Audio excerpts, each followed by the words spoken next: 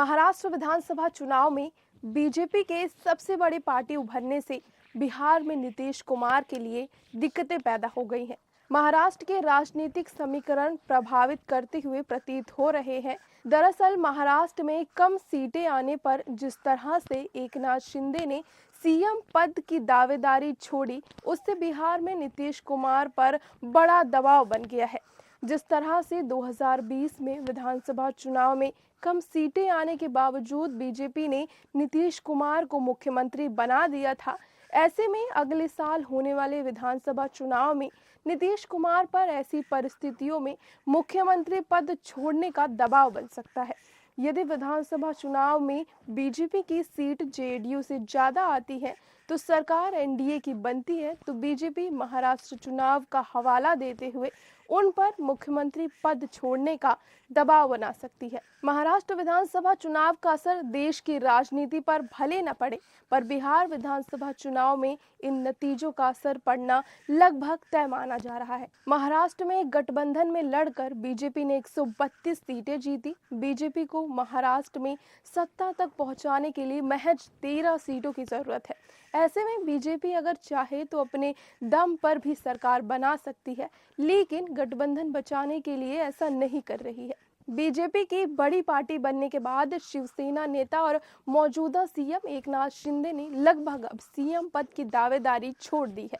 एकनाथ शिंदे के इस फैसले के बाद आने वाले दिनों में बिहार की राजनीति में बेचैनी देखने को मिल सकती है। महाराष्ट्र वाली स्थिति बिहार विधानसभा चुनाव में भी सीएम नीतीश के साथ भी आ सकती है।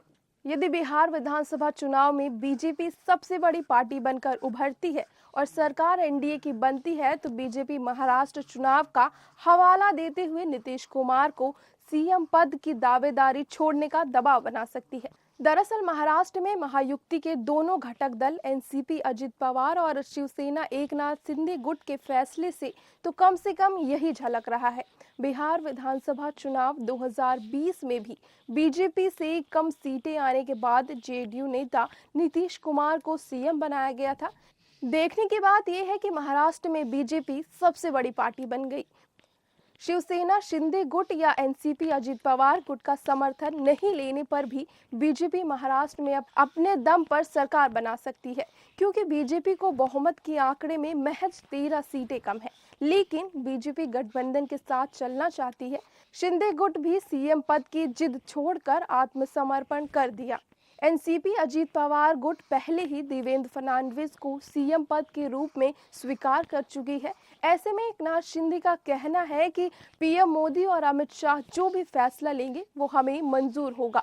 काफी कुछ कहा जा रहा है। ऐसे में सवाल उठता है कि बिहार विधानसभा चुनाव 2025 में बीजेपी की सबसे बड़ी पार्टी बनने पर क्या नीतीश कुमार सीएम पद का दावा छोड़ देंगे? क्या एकनाथ शिंदे की तरह नीतीश कुमार भी नैतिकता का हवाला देकर पीएम मोदी और अमित शाह पर ही फैसला लेने का अधिकार छोड़ेंगे? तो आज के लिए बस इतना ही। इसी तरह की जानकारी के लिए हमारे साथ जुड़े रहें और देखते रहें द न्यूज़ 15 बिहार।